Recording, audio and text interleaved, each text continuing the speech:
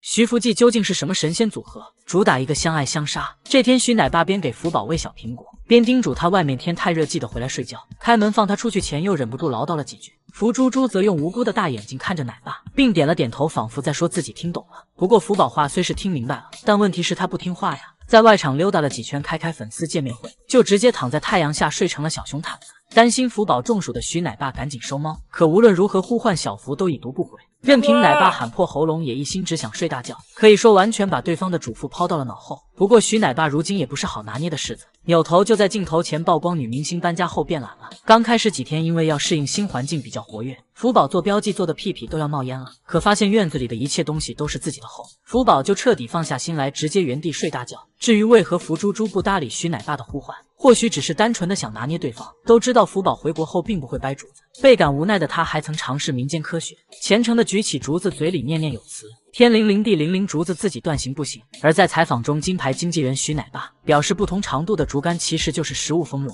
福宝虽然没有完全学会，但会动脑思考。如果你千篇一律的给他以同一个尺寸的竹子，他也就只会一种吃竹子的方式。你长长短短的，他可能就有不同的采食的技巧和方法，也可以说是食物丰容，他会动脑去想这个竹子该怎么弄，对他们都是有好处的。我们就顺其自然的观看去欣赏大熊猫。感觉徐奶爸和福宝搭伙过日子后，社恐症也被国际女明星给治好了。前段时间徐奶爸去照顾了别的小熊，虽然福宝身边也有帅气的谢奶爸，但当闻到徐奶爸身上的陌生气味后，福猪猪还是吃醋了，直接生胖气。卑微徐奶爸低声下气的哄了很久，才终于把小福收回内舍，并贴心的安排了果盘和按摩服务。舒服的福宝立马忘记先前的不愉快。不过直男徐奶爸前脚刚哄好福猪猪，后脚就趁熊不备喂了颗驱虫药，这难吃上头的味道令福宝口吐白沫，随后夺门而出，委屈巴巴的坐在墙角，再也不和徐奶爸天下第一好了。果然直男的操作永远想象不到，看来福宝爱拿捏徐奶爸也是有原因的。不知徐福记组合还能摩擦出怎样的火花呢？就让我们拭目以待吧。萌兰就是理想型男友吧。首先是萌萌的基因颜值优良，爸爸美兰是海龟，妈妈萌萌是影后，还有个晋升为局长的顶流妹妹花花。而萌兰则像是小说里的温润男主角，身高1.9米，颜值高，还喜欢运动，并且和妈妈萌萌一样是治愈系小熊，能提供正向的情绪价值。当初玩累的萌兰打算回内舍休息，没看尽兴的游客发出失望的叹息，萌萌儿听到后不假思索的掉头返回，并摇头晃脑的跑向他爱的姨姨们。如此暖心的小熊怎能不让人喜爱？不仅如此，萌兰的家庭条件也在线，北京户口，家住北京2环，甚至还有北京事业单位的编制。天杀的，我一眼就认出，这是我那素未谋面的老公。而萌兰不仅是人人羡慕的富二代，还是熊猫界情绪最稳定的小熊。都知道饲养员会将食物放到丰容里，用来锻炼熊孩子的动手能力，防止刻板。没有耐心的小熊会直接大力出奇迹，可萌兰不急不躁，专注的转动球球，并认真思考从哪个角度最容易成功。别说是熊了，就连两脚兽都想给扔了。如果奶爸将笋笋放到爱马仕包里，萌兰就跟个小人一样耐心伸手去拿，包包的袋子碍事也不用蛮力扯断，轻轻松松就拿到了美味笋笋。不仅如此，萌兰还很有爱心，讲义气，任何情况下都舍不得伤害其他小生命。当徐老爷送来窝头加餐后，萌兰会特意让小鸟朋友们先吃，等到麻雀都吃饱了才走过去，坐下慢慢吃着剩余的部分。在萌萌儿坚持不懈的投喂下，院里的麻雀跟吹了气似的长胖，感觉小家伙们飞起来都费劲。当看到美奶妈要抱走好兄弟庆小，萌兰当即喊上庆大，紧紧拉住他，心想没有人能分开我们3兄弟。就是说如此仗义的萌萌儿谁能不爱？并且萌兰还是事业上进型男友，每天上班都积极努力营业，愣是把5块钱门票的北东干上了市，而旅游淡季更是全靠萌萌儿支撑着。只见他端着绿色王八壳犹豫不决，最后萌兰给自己做了好久的心理建设，才终于叹了口气，把碗盖在头上，心想那咋整啊，一家老小都指着我养活呢。不仅如此，萌兰的运动天赋也很强，仰卧起坐一个接着一个，丝毫不费力。引体向上体操单杠对他来说也是手拿把掐，而萌萌儿单手拿轮胎的画面更是男友力爆棚。不得不说，萌兰就是最佳完美男友吧。只可惜这小子9岁了，依旧是个光棍。狗里狗气的陈圆润女士，第一次当妈的经历有多精彩？圆润第一次生孩子时，自己还是个宝宝，看到小家伙的头出来，一脸懵的她叹了长长一口气。好在圆润凭借本能把仔仔生了出来。听到孩子嚎哭的声音，头回当妈的她不知所措，在房间里急得直转圈，甚至还不小心踩到了地上的小家伙。陈圆润女士试着让自己情绪稳定下来，然后努力把宝宝叼起来放到怀里。奶妈见状，赶紧拿着盆奶把仔换出来。还没搞清状况的小狗就任由对方上手，自己则是把小肚子当桌板，紧放双手，乖乖喝着美味香甜的盆奶。喝饱后，圆润就四仰八叉躺在地上，内心 OS 一天天的真是泪洗熊了。而另一边，专家组紧急给宝宝做手术，好在并无大碍，就是一出生缝了9针。于是奶爸奶妈便给他取名润九。或许是因为心存内疚，又或是还没做好当妈的准备，圆润迟迟不肯接受自己的亲生女儿。无奈基地只好把润九交由她的闺蜜淼淼照顾。六水公主念着姐妹情深，毫不犹豫就答应了。可没曾想事情的走向却出乎意料，原来润九竟是个不折不扣的废头子。只见捣蛋的润九一言不合就把弱不禁风的干妈推下木架。不可置信的淼淼先是愣了一下，立马起身用熊掌按住润九，打算替闺蜜好好教训一下熊孩子。没想竟被力大如牛的润九一把推倒，气得六水公主连连跳脚，抬手想打熊孩子，但母爱还是战胜了冲动，只能说天道好轮回。早知道淼淼当初就不欺负圆润了，毕竟姐妹俩可是经常打嘴仗。有次火爆脾气的六水公主还隔着围栏把闺蜜咬得嗷嗷大叫，小狗的头套子都快被她扯掉了。记仇的圆润下次直接当着姐妹的面拉青团，看淼淼那生无可恋的样子，不知道的还以为被臭晕过去了。有时候不太能理解陈圆润女士的精神世界，小狗吃竹子的时候还要在肩上扛着一个耙子，这一幕像极了动画片里的猪八戒。吃完竹子后，圆润还是肚子空空，于是他盯上手里的耙子，本以为小狗只是好奇心泛滥，没想到他真的抱着耙子啃起来。陈圆润女士还有个吃饭扣脚的习惯，只见她一手拿着竹子啃，另外一只手还得抓着角角挠。不懂就问，这样是更香吗？从前的小狗潦草无比，每天像被皮崩了似的，如今升级做妈妈后，浑身上下竟散发着贵妇的气质，偶尔她还会散发骨子里的小女孩属性，对院里的宝宝也爱不释手。如此可爱又搞笑的小熊，广大网友们爱了吗？胖揍相亲对象为姐报仇，结果打错熊，谁料竟打出感情非他不嫁。虫洞四顺好奇的恋爱经历有多精彩？四顺出生于2013年，恰逢丁肇中先生来动物园参观，给小家伙取名好奇。虽然四顺是个女娃，奈何当时的虫洞想要个男熊都想疯了，于是便把好奇从小当男熊培养。而他也不负所望，格外活泼好动，身手矫捷程度丝毫不输功夫熊猫，并且还能言善辩，是虫洞的铁嘴娘子。据悉，目前园里没有哪只熊能吵不过他。好奇小时候最喜欢找好姐妹芒仔梁月侃大山，就连妈妈亚老二都经常被他聊得一愣一愣的，并且好奇还是个热心肠。这天他看到隔壁的梁月鱼被打，开心，好奇隔着玻璃都快急成了雨刷器。就想你们这种不要再打了！不仅如此，好奇宝宝还特别正义。一次姐姐芒仔去中心相亲，没曾想竟被一只叫香格的男熊给揍了。据说芒仔耳朵上的毛都缺了一块，差点就变成了阿宝同款的番薯多。好奇女侠得知此事后，被气得火冒三丈，发誓一定要给姐姐报仇。于是等到他去中心相亲时，暴脾气的好奇才不管什么3721，逮着眼前的男熊直接就是一顿片面。本以为好奇女侠替姐报仇的事将成为一段佳话，没曾想熊猫中心竟直接在网上挂熊，到处说虫洞这个女娃娃有暴力倾向。原来是因为好奇打错熊了，莫名其妙被胖揍的倒霉熊叫卢林，正是大众公卢卢的儿子，也是萌妹飞云8里台二姑奶奶喜乐的哥哥。虽然姐妹俩的脾气都是出了名的暴躁，但卢林却是只难得可贵的温柔男熊，从小到大都对别熊相当绅士。没曾想竟被重庆小辣椒好奇一顿胖揍，可即便如此，他也选择默默承受，绝不还手。后来好奇可能知道自己打错了熊，渐渐竟被温柔的卢林产生了爱慕之情，真是应了那句老话，不打不相识。等到下次去中心相亲，好奇女侠点名要卢林，就这样两熊生下了爱情结晶奇珍和奇宝。而好奇女侠主打一个军训式带娃，看到熊孩子也想玩吊床，丝毫不惯着的好奇直接把他滚出去，一抬头发现上面还有个看热闹的。暴脾气的好奇逮着他就是一顿薅，最后还把熊孩子拽下来按到地上。可以说娘仨每天都恨不得要大战800回合。果然好奇女侠带娃活着就好。顶流女明星花花的牌面有多大？不仅现身抖音奇妙夜，甚至还登上央视。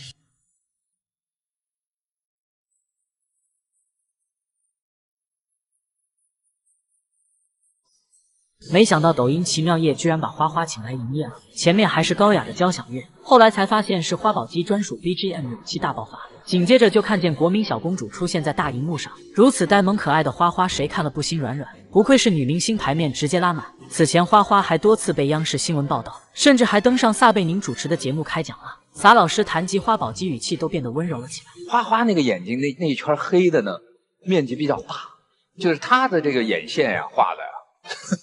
眼影画的比较大。而在前不久的成都大运会中，花花还作为家乡代言熊和谭爷爷一起出镜，主办方直接花了大价钱为他定制卡通形象。据说谭爷爷为让女明星拍照时上镜，还连夜用爆炸盐把花花洗成冷白皮。事实上，花花的名气不仅仅局限于国内，就连纽约时代广场的大屏上也有她的身影。呆萌可爱的花宝鸡一露面，就吸引无数老外粉丝们驻留拍照。而花花之所以能成为顶流女明星，跟她的熊魅力自然分不开。小家伙可是熊猫圈的颜值扛把子，因为尖尖的狐狸嘴让她在一众兄弟姐妹中脱颖而出，毛茸茸的炸毛和腿上的蕾丝袜更为她增添了不少辨识度。花花还拥有小煤气罐的身材，背影活脱脱一个三角饭团，这长相放到整个熊猫界都相当别致。但单单是颜值还不能让花花如此出圈，更重要的是因为她让我们看到国宝被真爱的样子。花宝鸡在万千宠爱下长大，有最爱她的谭爷爷，身边还有最好的小叶子弟弟，并且他从来都不恃宠而骄，总像个小太阳般温暖着身边所有人。花花性格温顺懂事体贴，其他小熊猫都会为食物抢食，可花宝鸡不同，好脾气的他会拱手相让，即便三番五次被二狗夺笋也不会生气。花花还是非常宠粉的小熊猫，每次看见粉丝游客们都会积极营业，还知道张开爪爪打招呼，甜甜的微笑治愈在场所有人。当荷叶被不怀好意的人恶语相向时，即使弟弟已经比自己还大好几个头，花花还是会将弟弟揽在怀中暖心安慰。很多网友都表示，每当生活不如意时，看到无忧无虑的花花后都会被治愈，生活中遇到的困难都会被暂时忘记。而如此可爱温暖的小熊也值得所有人的喜欢。盘点那些自带搞笑气质的大熊猫，第一位灵颜，胖颜有张自带喜感的车座子脸，尤其到了抽条尴尬期更车了。好在灵颜每天酷酷炫饭，一举吃成大饼脸，虽然看上去仍有些呆傻，但好歹顺眼多了。而灵颜不仅有自带喜感的外表，体内还住着个有趣的灵魂，每天要么扭着屁屁跟游客兜售零食，要么叼着根竹子疯狂摇摆蹦迪。只能说，虽然我们拒绝动物表演，但却无法拒绝动物硬要表演。第二位秦华，因为他小年纪就有一把络腮胡，长得像张飞也像李逵，所以别名小口罩。很难不怀疑七仔把墨水都给了儿子，却唯独把心眼留给了自己。长大后的秦华更是一熊之大，镜头放不下。谁能想到长得局里听气的他如今才3岁，和七仔放一块后，仿佛他才是那个爹。第三位秦韵，作为秦岭演技最强的显眼包，秦韵装瘸不知骗了多少姨的眼泪。看到游客上当，他转身奔跑起来，还高兴的咩咩叫，简直杀人诛心。不过最经典的还得是秦韵被误认成雪雪，他气得立马回头对着游客龇牙狂翻白眼，只能说这白眼翻的真的好瞧不起人。而他的弟弟永动机同样深的老姐青川，果然不是一家熊不进一家门。第四位秦川，其他小熊的米奇朵朵大多是圆溜溜的，而秦川却有一双牛耳朵，被称为熊界牛魔王，并且他嘴边长满络腮胡，走起路来压迫感十足，整体气质丝毫不输凶神恶煞的脱星元小。不过这小子仿佛手握多条熊命的样子，其实早已金盆洗手当了个油漆工。只见秦华浑身沾满土黄的泥浆，随后均匀的涂抹在墙面上，只能说秦华玩得很开心，饲养员哭晕在厕所了。第五位冯昭美，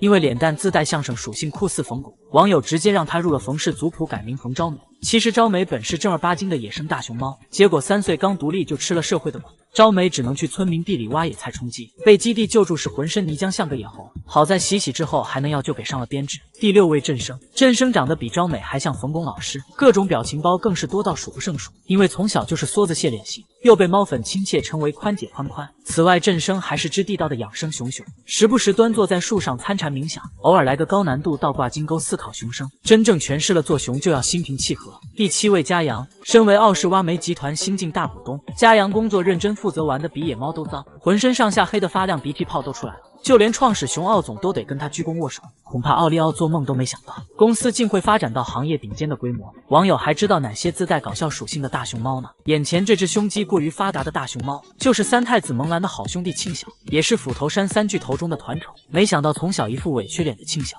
长大后却成为了浑身腱子肉的猛男，熊群外3里都能看到他的胸肌。对此有网友辣评庆小每天锻炼就是为了助萌兰大哥越狱。当初萌兰在房间里悠闲地剔着牙，突然闯进来俩黑衣男子，二话不说撂倒他，随后像抬猪似的把门给抬出去了。这一幕刚好被隔壁司汤圆亲眼目睹，而从那以后他就再也没有见过三哥了，因为害怕下一个被绑架就是自己。司汤圆开始整天装疯卖傻，不仅模仿两脚兽站立晒被子，还 cos 待产母猫企图骗盆奶喝。而庆小从司汤圆这得知老大被绑架后，又打听到萌兰现居北洞，天天挖坑越狱。为了助大哥一臂之力，庆小每天坚持锻炼，愣是练出满身腱子肉以及发达的胸肌。众所周知，庆大庆小和萌兰一块长大，萌儿刚会走路就试图偷饲养员钥匙，因此他对越狱的渴望两熊再清楚不过了。这天小萌兰意外发现一个通风管道，庆小便自告奋勇用身体给萌儿当脚垫，还爬到墙边帮萌兰观察饲养员的动向，一整个就是对大哥忠心耿耿的小弟。并且当精力充沛的萌兰玩累的时候，庆小会化身按摩技师为他疏通筋骨，小年纪按摩技术和经验就遥遥领先。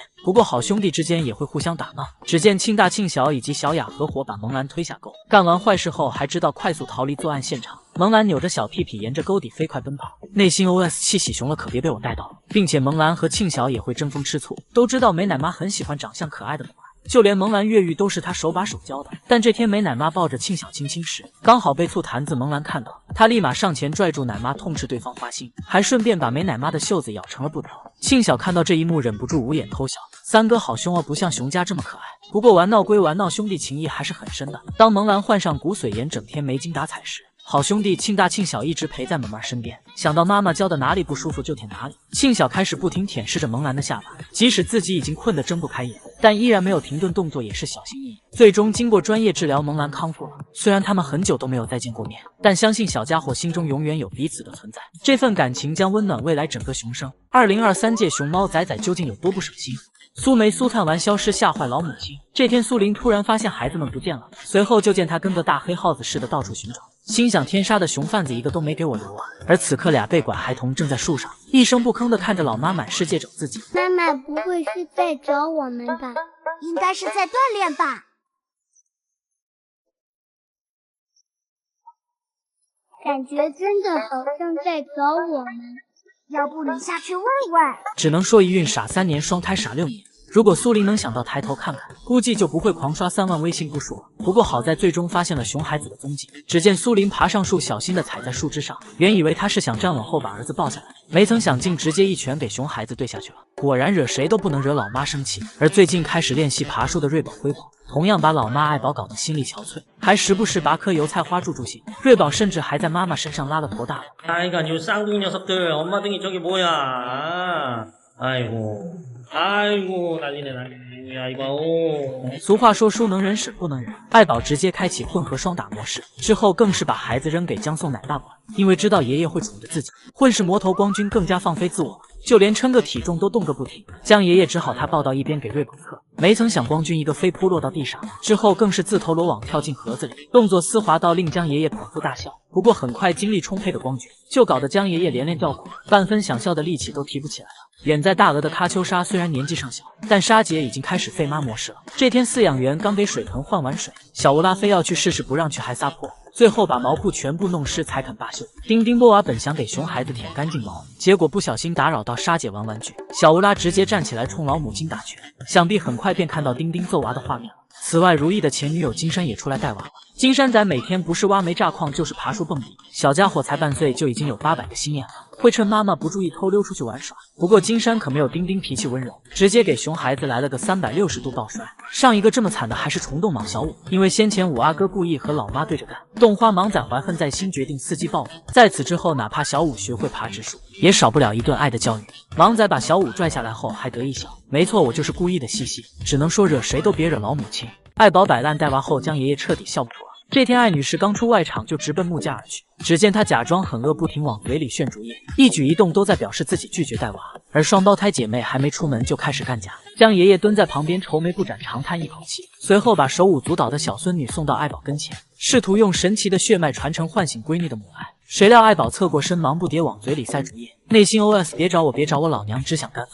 江爷爷不死心，再次把孙女往爱宝跟前推，但经历过3次退货均被残忍拒绝后，艾女士早已经蜕变为钮祜禄爱，主打稳坐泰山，看谁能耗得过谁。果真当爱宝潇洒起身扬长而去后，江爷爷坐不住了，拼着老腰扛起2只崽崽回家。以前捧着双胞胎乐到眼睛眯成缝的小老头，如今变成苦瓜脸，眉毛拧成了一条蚯蚓。谁能想到如此可爱的崽崽一代一个不吱声。先前带娃的重担还没交到江爷爷身上时，他非常快乐地跟瑞宝辉宝玩小飞毯游戏，即便姐妹俩越狱也乐呵呵地把他俩提溜回去。而现在江爷爷带娃阿依古就没停过，只见他正忙着把脏脏熊瑞宝擦拭干净，辉宝突然爬到他背上，试图占领智商的高地，爷爷手忙脚乱护住熊孩子，顺手给他擦了下身子。随后江爷爷就收获了重达40斤的熊肉沙袋，姐妹俩一熊抱着一只靴子不肯撒手，江爷爷费了9牛2虎之力才终于挣脱。气喘吁吁的他试图跟闺女讲道理，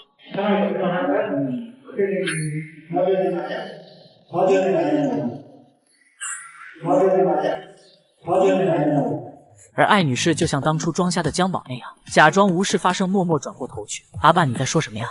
熊家听不懂了，江爷爷做梦都没想到风水会轮流转。几天下来，他的老幺成功被双胞胎整废了，于是照顾姐妹俩的重担交到了宋3岁身上。万万没想到宋宝带起娃来居然这么快乐。只见他嘚瑟地晃动怀里的2只崽崽，满脸笑意和生无可恋的江爷爷形成鲜明对比，并且宋宝还会主动抱起小家伙举高高，一天到晚身上仿佛有那使不完的牛劲儿。宋3岁牵着瑞宝的小爪子不停晃动，感觉下一秒崽崽就要吐奶了。爱宝看到这一幕，直接瞪大了双眼，万万没想到退货竟然退错人了呀！只能说不愧是让福宝闻声色变的女人，就是不知宋3岁能坚持多久呢？每天一个新技能，萌兰究竟是什么宝藏小熊？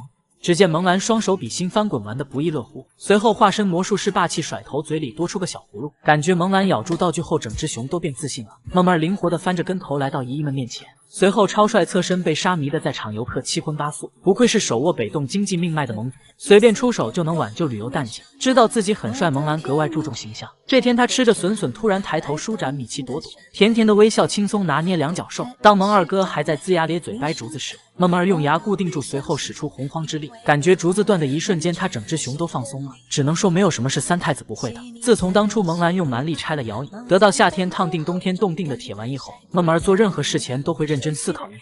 这天奶爸用绳结玩具套住了鸡腿笋，萌兰翻来覆去的看，认真思考如何取下来。笋尖尖咬不出来，就果断换到粗的那边，全程情绪稳定到连2角兽都自愧不如。都知道暖心的萌兰曾反向投喂徐老爷，因为竹叶那头从缝隙中插不进去，小熊经思考后就知道换干干那边再往里塞。吃饭时还会用小胖手抱住快要掉下去的笋笋。只能说萌兰不该在西直门，应该在武道口。虽然继2年前越狱成功后就再没能复刻成功，但萌兰每天坚持到树上勘探地形，跟侦察兵小鸟朋友秘密商讨越狱大计，结果被一道加高加固的围栏彻底绝了念想。上天无门，萌兰就开始研究遁地之术，边挖边猫猫碎碎的张望，生怕被奶爸发现。心想每天都跑点土，总有一天会出去的。没曾想大坑当天晚上就被奶爸给填平了。此后一熊白天挖一人，晚上填周而复始。网友表示给萌兰点时间，他能还你一条地铁线。当年刚来北洞的萌兰就非常活泼好动，只见他把玩具抱在怀里使劲蹭，喜欢的不得了。就算是自娱自乐都能开心到咬手手，并且萌儿从小就是乖巧可人的懂事小熊。当听到谭爷爷大声呼唤自己时，他立马停下干饭，乖乖起身向对方走去，生怕晚1秒爷爷就会等着急。别的小熊吃饭分散在房间各个角落，只有萌兰坐在窗边炫饭努力营业。看到有游客在拍自己，萌兰转身挺起小胸脯坐得板板正正，直到对方心满意足地收回手机才离开。就是说如此通人性的小熊，怎能不让姨姨们心生喜爱呢？希望萌兰熊生每一天都幸福快乐。眼前这只浑身上下只有牙白的埋汰熊，就是奥氏挖煤集团新合伙熊家养。虽然是双野2代，但玩的比野猫都脏，就连奥总都得跟他鞠躬握手组织需要你。而家阳的弟弟家柏同样是集团优秀骨干。炸完矿的2兄弟飞得发亮，不分你我，和远处浑身雪白的邻居形成鲜明对比。有网友表示可以让家阳跟2埋汰交流经验，就是那只因太邋遢而晋升顶流的东北虎。春天用泥土洗脸，夏天用泥浆降温，秋天随地大小便，冬天挂满哈喇子，充分诠释了彪悍的虎生不需要解释。其实原本2埋汰出对象后便开始注重形象，但好景不长，谈崩了吊儿郎当的埋汰养就又恢复。而他之所以排老2，是因为有个更埋汰的虎奶包。谁能想到看到老虎扑过来不是害怕，而是嫌脏。果然任何物种都有属于自己的显眼包。恐怕当年奥利奥创立挖煤集团时，都没想到公司竟会发展到全球顶尖行业。花露水姐妹和盼亲妈妈分开后，立马加入挖煤小分队，成为光荣劳动者，每天在泥地里摸爬滚打，互相拉练。2熊靠墙吃饭的画面有种落难姐妹的既视感。好在盼亲妈妈看不到，不然又要气得直喘粗气。而挖煤3巨头则差点逼疯好脾气的谭爷爷。这天，金嘟嘟和姐姐华萌萌一上班就开始炸矿，远远望去还以为是2只棕熊在地上打滚。邋遢熊金嘟嘟使劲蹭土，并拼命往身上刨，势必要让每根毛发都沾上乡土气息。华萌萌刨累了翻身，打算休息一下，结果工作狂魔金嘟嘟不乐意了，几熊掌拍过去，说好一起创业，你怎么能偷偷休息？谭爷爷看到这一幕，气得血压飙升，欲言又止，默默盘算需要跟园区报销多少爆炸盐和刷子。如果说其他小熊挖煤都是想放飞自我，那萌儿挖煤则是被徐老爷宠上了天。这天2少拖着黑黢黢的屁股找老爷聊天，徐老爷看到这埋太阳跺脚，假装要揍他。萌儿怕被打屁屁，连忙转身逃窜。结果中午老爷顶着大太阳到院子里松土，一整个就是溺爱孩子的大家长。2小子玩到还周身尘土飞扬，主打氛围感。只能说老爷和萌儿都很开心，给孩子洗澡。而伴随的瑞宝、辉宝姐妹俩也被挖煤集团吸纳。辉宝每天第一件事就是用老妈的水盆泡个澡，随后拖着湿淋淋的毛发冲到外场疯狂打滚，搞得爱宝看到黑黢黢的他都会绕道走，只能由宋3岁抱着小黑熊回家。看样子福宝打下的事业将会由妹妹们继承了，只能说熊猫圈挖煤奇才辈出一代更比一代强。于爱妹妹对于可重不重要，失去一次就知道了。今天上午外公给可爱院子里倒了满满一大筐的笋笋，正当姨姨们猜测熊孩子能否吃完时，可爱兄妹竟然合体出来营业了。突如其来的惊喜属实让游客兴奋不已，随后就见两熊像以往那样排排坐吃果果。或许是分开后逐渐意识到妹妹的重要性，可可边吃边扭头目不转睛地盯着爱爱看，然后还伸出爪爪搭在了妹妹的手臂上。原以为可可是想抢爱爱的笋吃，但她一动未动，依旧黏糊糊地看着妹妹。看到兄妹俩恢复以往相亲相爱的状态，姨姨们悬着的心可算是落下来了。想必未来可可爱爱只会偶尔分开，以免两熊玩闹的过火造成不必要的伤害，而以往相爱相杀的场景也会继续上演。一天，可可喝完盆盆奶后又盯上妹妹的，于是趁对方还在专心致志舔盆，他以迅雷不及掩耳之势一头扎进去，主打的就是速战速决，能喝几口喝几口。爱爱见状急了，赶紧拽过盆盆抱进怀里，可惜动作还是太慢，让哥哥炫了好几口。可可背过身咂巴着嘴，仿佛意犹未尽。愤怒的爱爱高举罪证空盆给粉丝看，小嘴跟抹了蜜似的疯狂输出。理亏的可可吓得瑟瑟发抖，不敢还口。而爱爱的碎碎念从此刻开始就没停过。小熊精还知道偷偷跟二顺妈妈告状，就是说莫名觉得二顺眼里全是杀气。此外，当可可喝完盆盆奶不愿擦嘴时，坐在一旁的爱爱故意等到外公离开，随后扭头冲着可可叭叭叭叭叭，仿佛在说臭哥哥不讲卫生羞羞。感觉可爱兄妹日常相处完全是相爱相杀。当初爱爱打算亲自探索井盖下面的世界，还喊来哥哥打掩护帮忙瞅着点奶爸奶妈，随后抓住井盖用尽全身力量将其挪开。胆小的可可被这幕吓得连连后退，赶紧跑回去找奶妈告状。好奇宝宝爱爱没发现哥哥已经倒戈，还在专注的探头观察井下的世界。馆长看到后吓得差点从围墙上跳下来，而外公也火急火燎的一溜小跑赶过来，赶紧将井盖改回去并采结实。爱爱首次越狱大业就这样宣告结束。不过很多时候两熊相处得很融洽，兄妹俩在饮食方面非常互补。爱爱比较喜欢吃肉多皮少的笋屁屁，可可则爱吃皮嫩能直接进口的笋尖，因此兄妹俩会主动给对方喜欢的那部分，主打的就是一个合作共赢，各取所需。当李奶妈习惯性的摸摸可可时，爱爱下意识就想保护哥哥，奶凶的冲李奶妈嗷呜嗷呜。奶妈见状也学爱张大嘴，一人一熊对峙的画面倍感温馨，希望兄妹俩能相处得更久更久。可可爱爱也要珍惜拥有彼此的时光，未来熊生每一天都快快乐乐。真不高兴，你还眼前这只嘟起嘴一脸不高兴的小熊，就是真不高兴大明星安。妈妈是被拉入也陪黑名单的珍珍，外公则是狂奔400公里考编上岸的高高。面无表情时，他的腮帮子总是气鼓鼓的，再加上炯炯的黑眼圈，显得格外不开心。所以真不高兴这个名字既贴合形象，又包含妈妈和外公对他的爱。虽然长得挺帅，但这小子眼神不太好使。有次他把饭桌上的黑印当成了苹果，发现拿不到就用2只毛拳头疯狂扒拉，内心 OS 今天这苹果怎么是2D 的。其实真不高兴并非所有时间都不高兴，每次吃到最爱的胡萝卜后就会乐呵呵的，一口一个嘎嘣脆，根本停不下来。有次这小子炫了一整盘都还没尽兴，于是开始使出浑身解数讨好奶爸。只见真不高兴坐得板板正正，伸手牢牢握住抽血平台的把手，嘴里还一直碎碎念胡萝卜快快来。然而这小子动作做了一个又一个，也迟迟没有得到胡萝卜奖励。他以为动作做得不够多，便又换了一个，还把另一只小手也搭了上去。不得不说，熊孩子为了口吃的也是拼了。此外，真不高兴还有个哥哥叫真厉害，兄弟俩为了抢妈妈背上的位置经常打架，还好真真忙着炫笋笋，没空搭理熊孩子，不然高低得跟爱宝一样施展爱的教育。并且真不高兴还跟林岩、郑生是同学。如果说香果妹妹被3个男舍友锤，而郑生则是能反过来碾压3个男舍友，熊口夺食更是每天的必备节目。但不管郑生抢了哪只倒霉蛋的笋，对方都会反过来抢真不高兴的。每天跟一群土匪头子生活在一起，也难怪这小子高兴不起来。这天奶爸来给熊孩子们送加餐，虎虎飞速炫完后又看上了林岩的，结果刚想抢就被一把薅出屏幕外。小熊精胖眼把剩下的胡萝卜塞嘴里，随后手脚麻利的抢走了真不高兴的那份。果然只有真不高兴受伤的世界达成了。都说谁养的大熊猫就像谁，真不高兴和陈奶爸都是苦瓜脸，一人一熊经常勾肩搭背的拍照，跟杨奶爸蔓越莓一样，都是大头儿子小头爸爸。等陈奶爸一顿咔嚓拍完，发现熊孩子手里的笋笋快没了，还会贴心的帮他拿来放怀里。当搬家到凤凰古城熊猫馆后，真不高兴逐渐展现出社牛一面，偶尔还会跟游客们贴贴亲吻。解锁呀！哎呦，哎呀，太可爱了！哎，这么高兴啊，这小子啊！就是说，如此可爱的大熊猫，谁看了能不迷糊？辉宝究竟是什么搞笑熊？简直就是熊猫界的夏拉如。都知道辉宝过生日时得到了辆车车，母女三雄都对这个礼物喜欢的不得了。这天辉宝正趴在车厢里面快乐玩耍，爱宝走过来，被突然探头的光君吓一激灵，下意识就要抡圆了胳膊抱揍熊孩子。辉宝立马担惊受怕的捂住小脑袋，并小心翼翼的抬头观察妈妈脸色，这模样简直和夏拉如一模一样。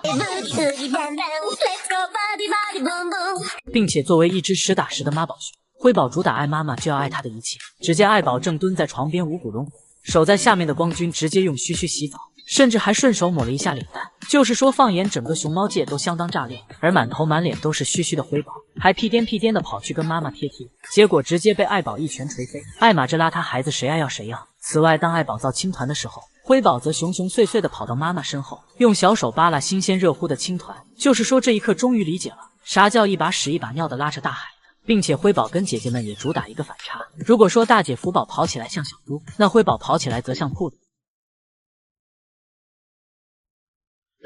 如果说瑞宝是宝家族唯一文静的孩子，那辉宝则一天到晚都忙得乱七八糟。这天光君嗖一下想要跳上木架，谁料没刹住车，直接表演原地消失术。耍帅失败的小家伙有些尴尬，小腿使劲一蹬，孤勇到爱宝身旁，贱兮兮的小手不断往妈妈脸上招呼，结果被不好惹的爱女士一顿教训。有这样一只不省心的熊孩子在，难怪爱宝每天愁眉苦脸，满脸憔悴。原本爱耶伯正趴在木架上释放魅力，绝美的容颜迷得姨姨们神魂颠倒。谁料当看到辉宝来到自己身边后，爱宝直接从嘻嘻秒变不嘻嘻。